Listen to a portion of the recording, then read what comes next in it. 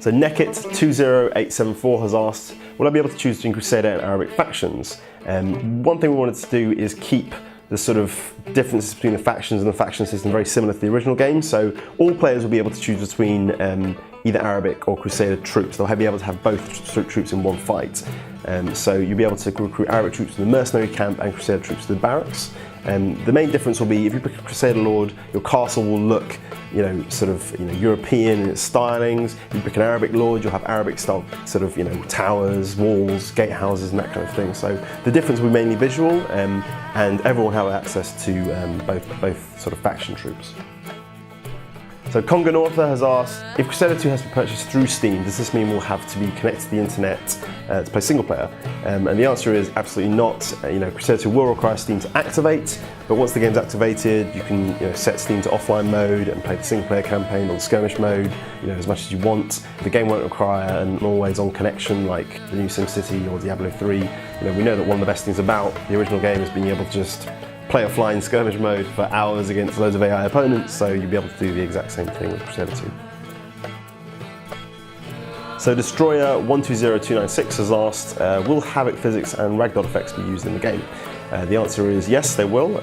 We've spent quite a lot of time this time around getting the weight and feel of the sort of castle walls to be just right. So when a catapult blows a hole in the wall, the stones will break apart and fall down sort of realistically with a proper sense of weight. Obviously physics and castle walls are kind of made for each other, but if you just go for the big Michael Bay style Hollywood explosions, it kind of feels like the walls are just made of paper or foam. So we spent a lot of time this time around getting the sort of the weight just right and the way they crumble, and the programmer has done a fantastic job around that. So this time around it'll be believable. It'll feel like the wall is really being knocked down. So the Juan Black Sheep has asked, will the estate system seen in Stronghold 2 and 3 be returning in Crusader 2? Estates will be returning in Crusader 2. They may function slightly differently to how they did in Stronghold 2 and 3, but they'll definitely be included in the game at launch. The main goal really is to recapture the sort of fun and playability of the original Crusader, so we don't want to mess with that, and anything that we add on top will sort of serve that rather than getting in the way of it. So they will be coming back, but it won't interfere with the sort of core Crusader gameplay. So the Unknown Templar has asked, will Crusader 2 feature historical units? Yes, the answer is yes. There will be the Templar Knights and the Sergeant Arms, who are just a couple of examples. The Templar Knight's kind of like a big bruiser type unit. He's able to deal damage, but also take it quite well. He's kind of like a tank, although he's not the fastest unit in the game. The Sergeant Arm is also sort of a well-rounded unit, but he'll have his own special ability, so he can boost the armor of nearby troops with like an area of effect.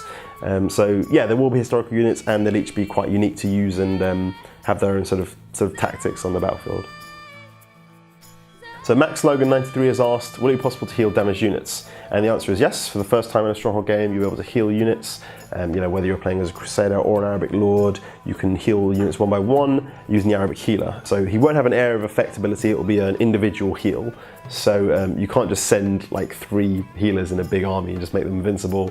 But he can be effective if used properly. He can even heal your Lord. So for the first time you'll be able to recover some health for your Lord, and even enter him into the fight. That's no longer just a recipe for suicide, and it should alter the dynamics of the game a little bit, which is nice. So this question's from Pedluck2010 asking, will diplomacy feature in the game? Diplomacy will be in Crusader 2, will be completely dynamic as well. The player will be able to make and break alliances sort of mid-match, but you should pick your allies well. If you want economic support and gold, it might be good to go with the Shah and make him your ally, but he's not going to be very good in a fight, and he probably won't even get into the fight in the first place. So maybe you should go with the Slave King if you want a good fighter. Things get a little bit more interesting with characters like the Caliph, who are strong and really adept in combat, but a little bit less likely to follow orders. So you have to weigh up your options and sometimes take a gamble with who you're being friends with to win.